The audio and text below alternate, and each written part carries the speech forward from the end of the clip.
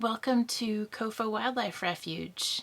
I'm Jill and my partner is Charles, and we're here for a winter of work camping.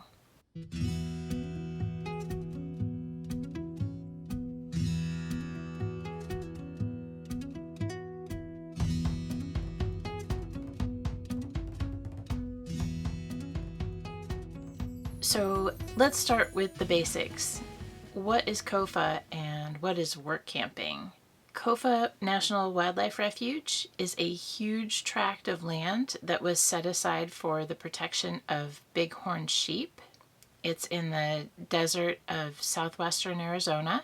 And if you've never heard the word Kofa, that's because it's an abbreviation for King of Arizona, which is the name of the mining company that used to own this land.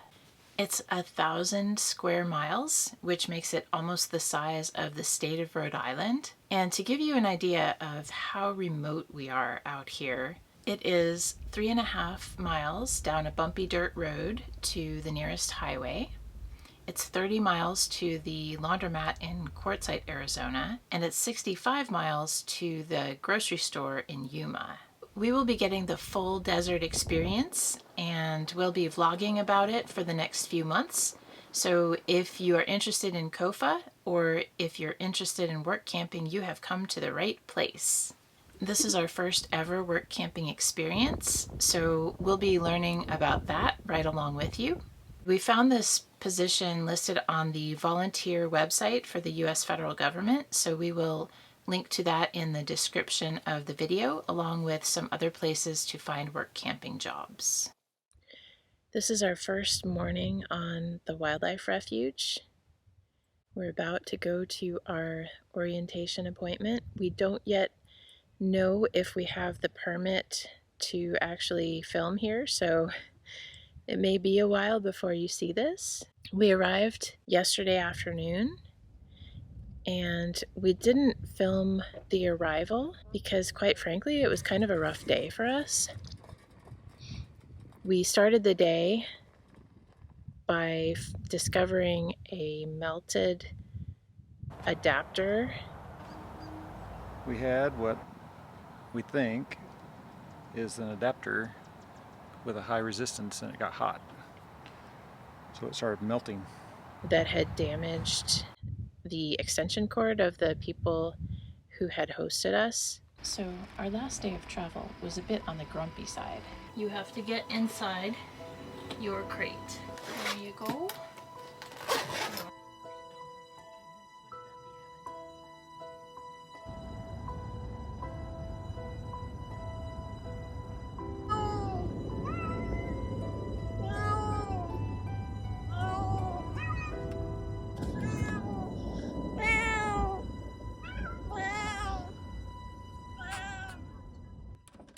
But it was just one more day, and much like the cats, we started feeling better as soon as we were settled. It's very beautiful here. I tried to film the sunrise, but it hasn't quite got up over the mountains, and yet we need to get going. We'll be picking up our work truck and learning the ropes. We got stocked up on brochures, especially the ones about hunting regulations, because this is hunting season.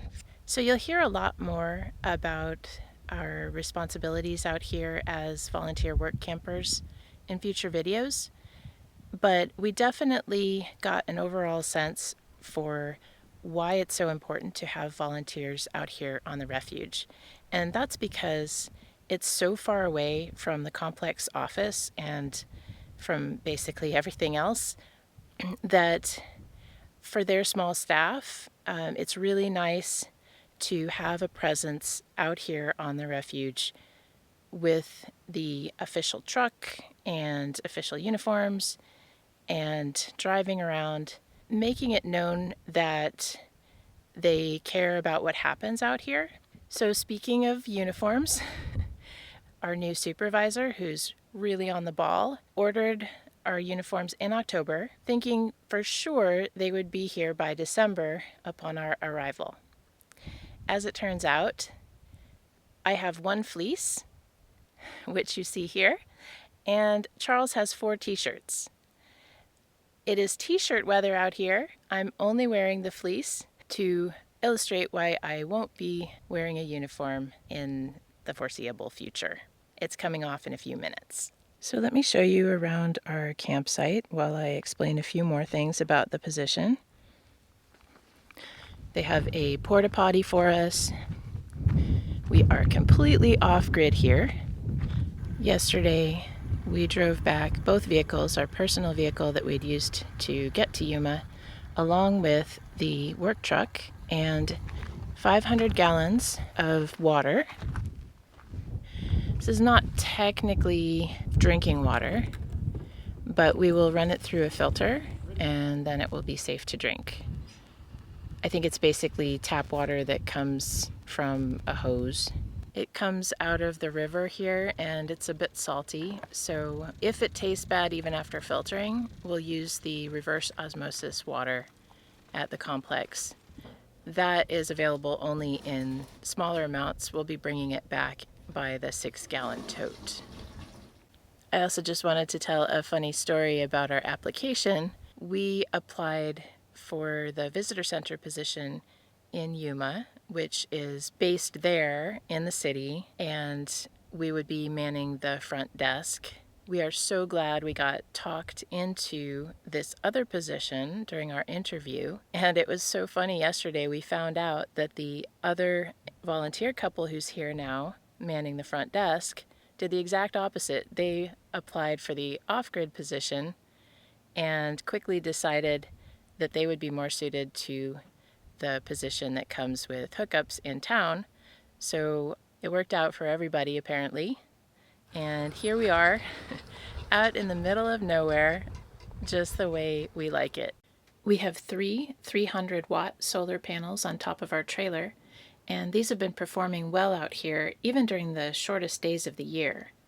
Because in the desert, even some of the cloudy days come close to topping off our batteries. One of the things we learned yesterday, it takes a very long time to get anywhere on the refuge, and all the roads that go through it are at best hard-packed gravel roads, and some of the others are passable only by 4-wheel drive and even more slowly. I'm vlogging how bumpy this road is. This is even the worst part.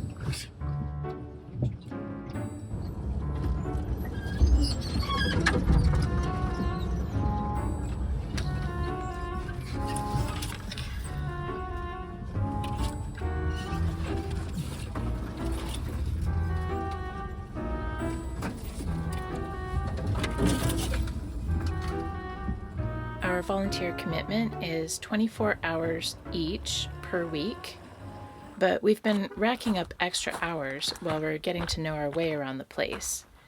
Charles has a goal of driving all of the dirt roads on the refuge, and that will probably take months, but he's off to a good start. One of his biggest priorities is getting to know the water sources for wildlife, because we're helping to monitor whether they're working properly, and Charles will be involved in maintaining and improving some of the well pump systems. Well, starting in January, we're going to be converting 4 windmill wells, like this one, to solar power, like this one.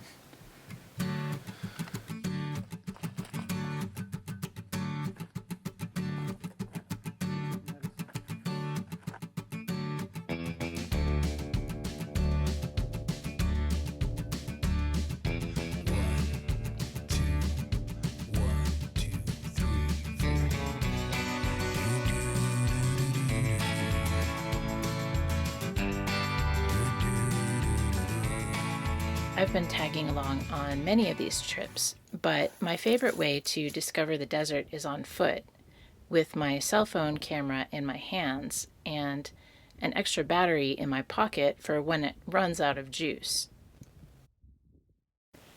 Good morning. I'm out here at the base of the mountains that you can see from our camping spot. They look so close, as if you should be able to just walk right over to them. And I tried that, but I walked 2 miles and only got about halfway there. But it's actually a lot easier to get to the mountains by driving 15 minutes down a bumpy dirt road. And that's what I did this morning. It is so quiet out here, and the desert is just so mesmerizing. You don't know where to focus your eyes because there are fascinating things right up close in front of you. And then if you look to the horizon, you can't take your eyes off that either. But I do recommend looking down in front of your feet while you are walking, at any rate.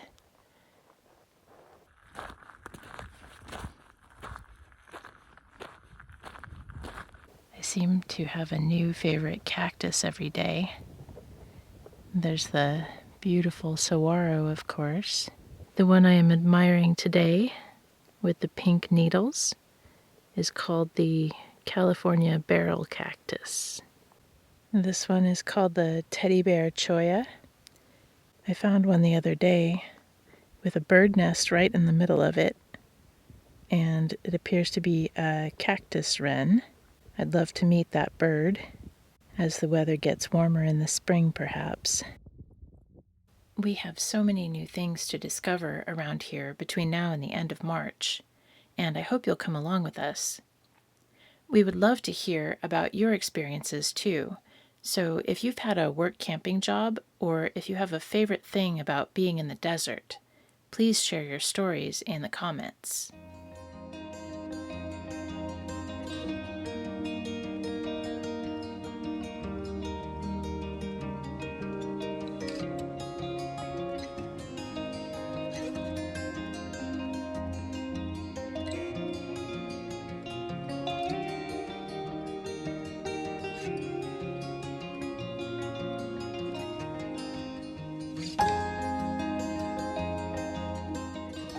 Pandora, it's time to get up. Raven, it's time to get up. Let's go. Oh my goodness. Oh, up, up, up, up. Let's go. Everybody's got to get up. Come on. Let's go. Oh my goodness. Come on. Come on. Yeah, for reals.